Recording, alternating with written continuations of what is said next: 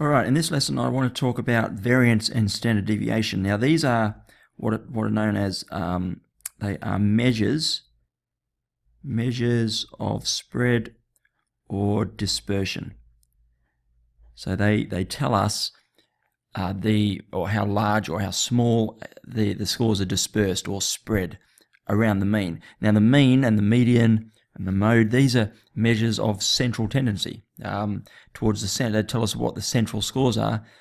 Variance and standard deviation give us a measure of how widely the scores are dispersed, which is really useful. Let's look at an example. So we'll take the scores, two groups of scores actually. I'm going to look at 6 scores, 3, 5, 1, 6, 4, 5, and from that you can probably see, well, they're quite tightly bunched. They're not heavily dispersed. And another group of scores which are going to be perhaps a little bit more spread. So one that's got a negative in there, it's going to move things around a little bit. Okay, so again, 6 scores. Now if we add up the scores, what you'll notice is 8, 9, 15, that you get 24 in both sets of scores, 6, 18. So both sets of scores are the sums of the scores. The sums of the scores are just little xi's, are 24, and the number of scores is 6. So therefore my mean, which is this Greek letter mu, is 4. And we're getting the same over here. Our mean is 4 for that set of scores.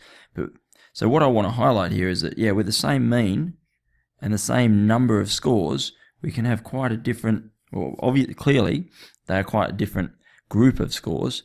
Yet statistically, if we don't bring in these measures of dispersion, then we're not differentiating between them because there's the same number of scores and they've got the same mean. So this is where variance comes in. Now variance, if we have a look at variance is calculated like this. What we do is we take all the scores and we find its difference from the mean. So we take all the scores. What we do is we sum them. We sum the scores. Right, each score is an xi, so x1, x2, x3, x4, x5, x6. We sum our scores. We sum the difference of our scores from the mean, and then we square that difference to make them all positive, and we divide by the number of scores there are. Okay, so let's go through that process here for this group of scores. We've calculated our mean as 4. So each score is then going to be subtracted from the mean, and then we're going to square the difference. So 3 minus 4 is minus 1, square it is 1. 5 to 4, you can see these numbers are quite small because they're quite small, quite close to the mean. 1 minus 4, the difference is 3 there, square that is 9. 9 minus 4 is, so that's a 6, minus 4 is 2, square it's 4. 4 is right on the money, so that's 0. And the difference there is 1, square that difference is 1. Now if we add up those dispersion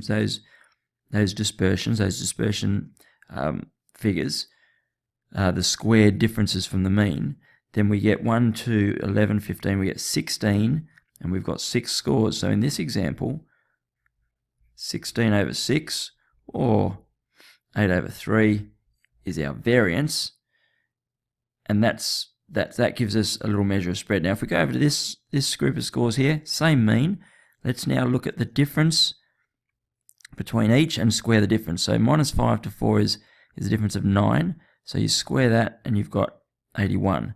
0 to 4, 16.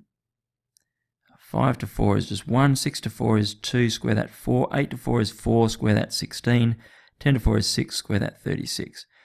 Okay, if we now sum those, if we sum our xi minus mu's and square them, then we get 81, 97, 98, 102, 118, 154 over 6, which comes back to 77 over 3 as our variance. Okay, now this number here is between 2 and 3. This number here is between 25 and 26. Big difference. So now with the addition of that as a statistic, we're getting the impression, yeah, we've got a group of scores that yes have the same mean, but wow, there's a big difference in the dispersion of those scores, in how they're dispersed, how they're spread.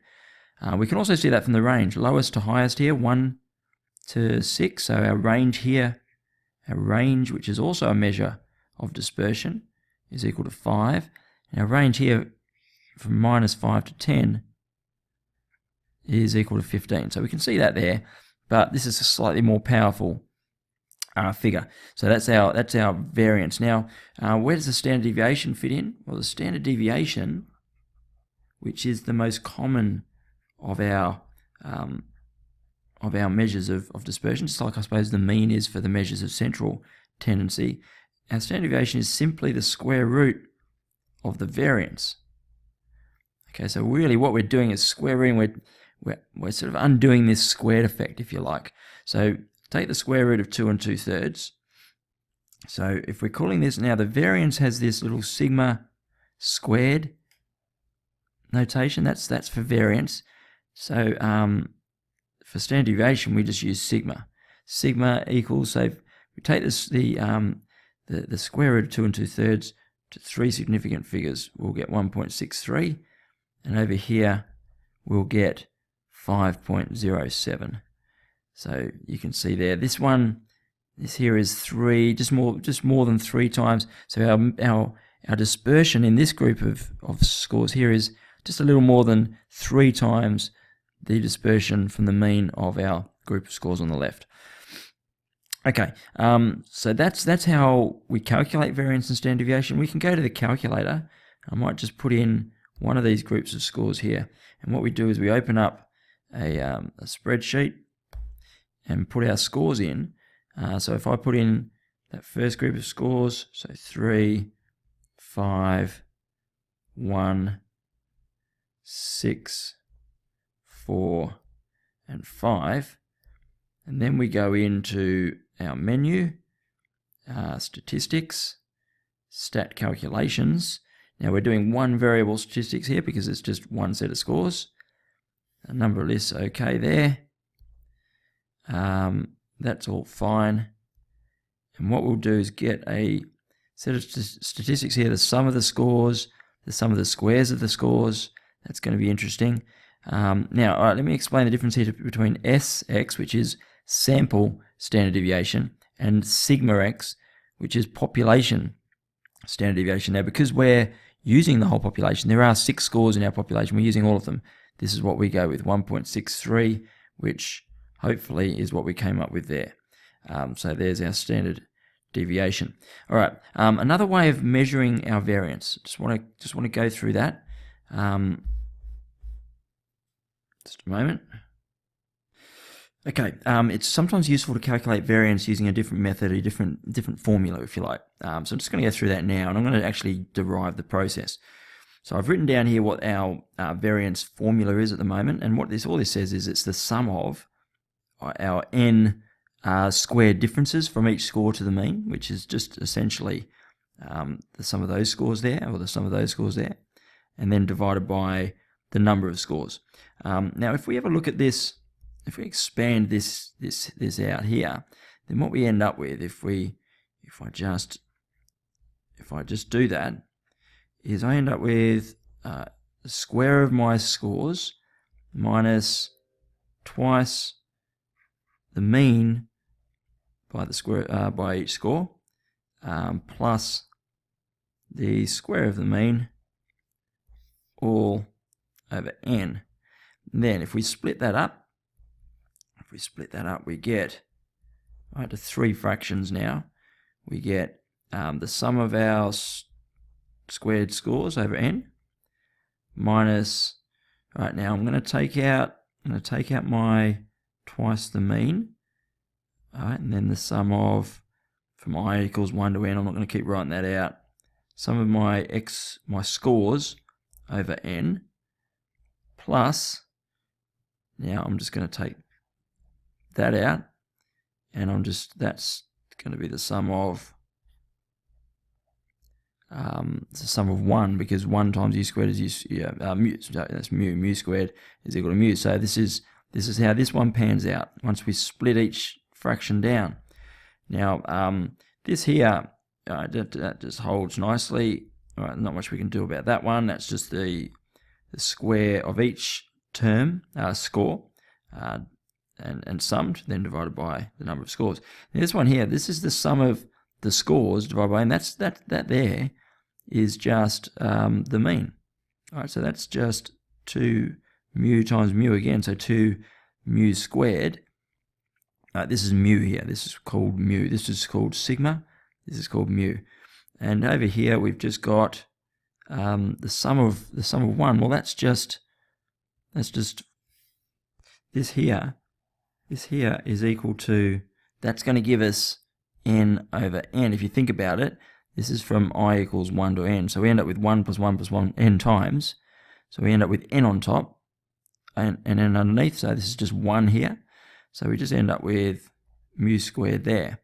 And simplifying this down, we end up with another, sometimes more simple way of calculating the variance, where we just take our the sum of our squares of each score, divided by n, then subtract the square of the mean. Now, if we go back to our scores 3, 5, 1, 6, 4, 5 that we had up here. Let's just do a little demo on that. This set of scores here. Remember, this is what we're looking for as a variance, 2 2/3, right over 3. Right, let's use this formula to help us now. All this says is sum the squares of each score, not the differences to the mean, but just this. These are just the squares of the scores. So if we do that, we're just going to square each score, 9, 25, 1, 36, 16, and 25. Now sum them. All right, if we sum these, then we get 34, 35, 71, 87, plus 25 is 112. So that's 112. Put that over 6 and subtract the square of the mean. Now the mean is 4, so that's 16. 112 over 6 minus 96 over 6 is 16 over 6, or 8 over 3. So that is our variance as 8 over 3, and then we'd square root that to get our standard deviation. Okay, hopefully that's been of some use to you.